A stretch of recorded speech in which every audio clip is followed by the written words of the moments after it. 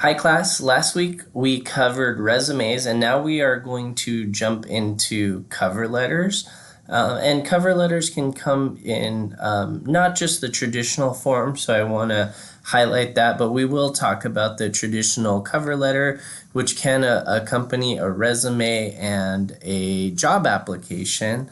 But there are also other things that you can apply, the principles that we discuss in talking about cover letters. So, what is a cover letter? A cover letter is a way for you to introduce yourself via a letter or an email to kind of go with a job application and resume that you submit, right? It's really important to include relevant content based on the job requirements and how your skills and education and experience can kind of fulfill that need that the employer is looking for. It's also something which can showcase your writing skills. So it's really important to double check your spelling and grammar, as it will be a reflection of your writing skills.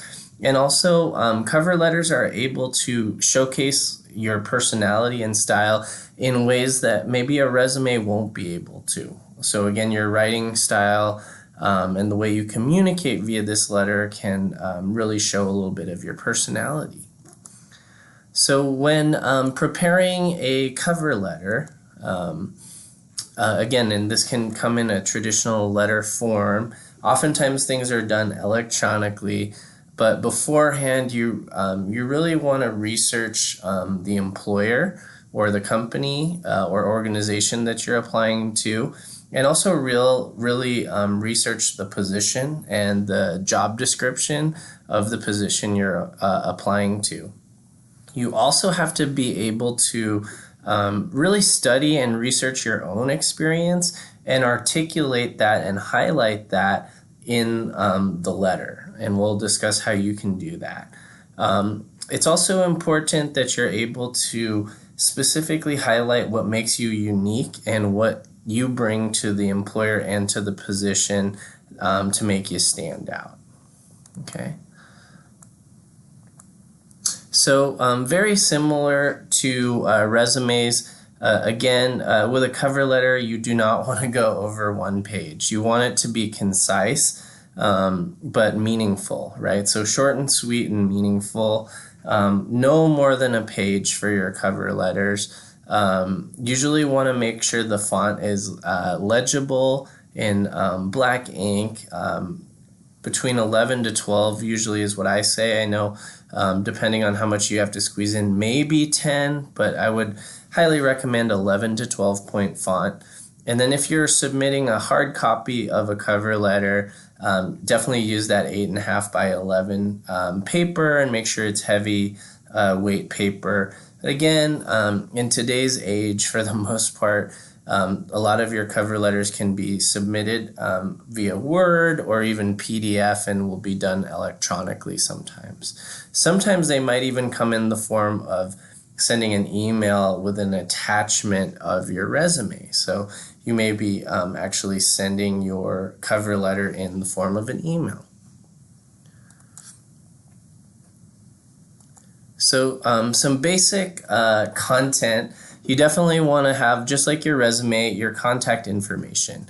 So this includes your email address, your cell phone number or best number to contact you. You also have the option to put your home address, and also might be a good idea to add your LinkedIn handle on there as well. So the top, just like your resume, will have your contact information. Because it's a letter, you also want to include the month, day, and year. And then in letter format, the employer's contact information and maybe the hiring manager's information on there. And I'll give you a sample, an example on Canvas, but also a screenshot of what it looks like as well in this presentation. And when writing a cover letter, you want to direct it to a specific individual if possible. So generally try to avoid to whom it may concern unless you cannot find the hiring manager or person in human resources that it's being directed to. So if you want to be terrific, you've got to be specific. So if you can, really find out who is interviewing or who will be reviewing it and direct that cover letter to them specifically. You also want to have like an opening paragraph to kind of introduce yourself and talk about the interests you have in the position. We'll talk a little bit more about that and why you fit. A second and third paragraph to kind of give specifics about why you're a good fit and things you've accomplished. And then a closing paragraph, which we'll talk about in a little bit, just re-emphasizing your interests and doing a call to action for an interview or to meet. But this is the basic content that you'll find, okay? And as promised, this is kind of a view of what it looks like. So I'll actually have this posted on Canvas, but you can see contact information at the top, month, day, and year. Addressing it to the hiring manager or person you're sending it to along with the employer's address, and then directly addressing the person it's for, your opening paragraph, your second paragraph with the meat of why you're a good fit and why you're interested, third paragraph if needed, and then closing, just kind of re-emphasizing your interests, and a call to action for an interview and talking about how you'd like to meet. And then, of course, signing it and then having your name typed underneath there. So these are kind of the basics. This is a basic shell of what most cover letters should have. Okay, so that opening paragraph, again, to review, include the position you're applying for and how you found out about the position. Maybe you were referred to the position by a friend. Maybe you found it on LinkedIn. And then give a quick summary of why you're qualified for the position and why you're interested in the position. And then that'll transition into kind of the meat of it all, or the main content, talking about how your skills relate to the employer's needs, and also what makes you the best person for the position. This is where you might want to talk about your education, experiences, and accomplishments. So you may need a third paragraph, you may not, but in those middle paragraphs, that's where you want to really highlight those skills, experience, education, background, and kind of show your personality and why you're the best fit.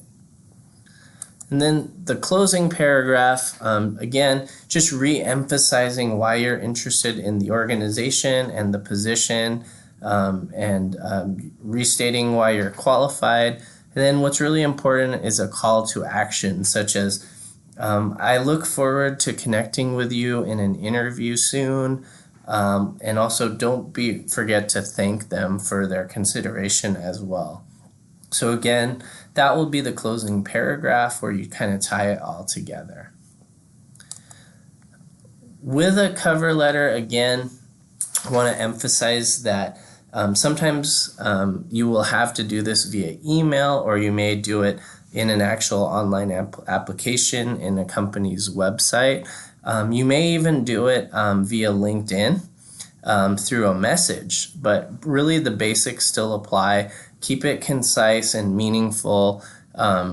Give a little bit of flavor of what you bring to the table, but at the same time, do not be generic. Make sure that your message or your email or your letter, whatever the situation, is really catering to the position that you're applying for and that you're interested in. Again, employers can definitely tell when something is generic. So it's a good idea to, again, take a look at that job description, the desired qualifications, and the requirements of the position, and then applying that in a cover letter form. Okay? So with that said, happy to answer any questions you have, so you can send me messages in Canvas if you have any questions. But we actually have next steps, which there's an assignment that you have, which is due next Tuesday by midnight, and you've got to submit a resume and cover letter. So again, you've kind of gotten some prep. There are great resources available from Canvas from the CSM Career Center. I've also posted a great resource from the UC Berkeley Career Center on resumes and cover letters. And we'll also post the cover letter sample foundation as well. But want you to really get a job posting of a job or internship that you're interested in, and then develop a resume and cover letter for that position, and then you'll submit copies of that on Canvas. So you can upload the job posting, the resume, and cover letter on Canvas, and it will be due next Tuesday. So again, if you have a real position or job that you want to apply for, note that our career counselors are here to help you, both Rose Negrete and I. So you can definitely make an appointment by emailing me directly, or if you want to kind of contact the general counseling number, 650-574-6400. Again, 650-574-6400.